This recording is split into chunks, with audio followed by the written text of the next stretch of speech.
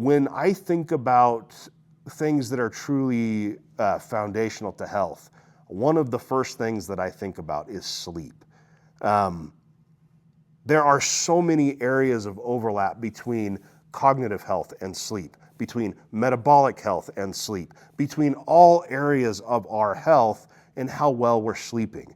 The problem is we live in a society where we're overstimulated all the time. We're looking at blue light all the time. We mess up our circadian rhythm all the time, and we have trouble falling asleep. We have trouble staying asleep. We have trouble achieving the different levels of sleep that we need during a healthy sleep cycle: REM sleep, deep sleep, light sleep.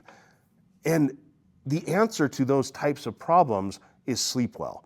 The reason why I love SleepWell is because it's not a strong sedative. It's not something that's going to knock you out. It's not something that's going to make you feel groggy the next day.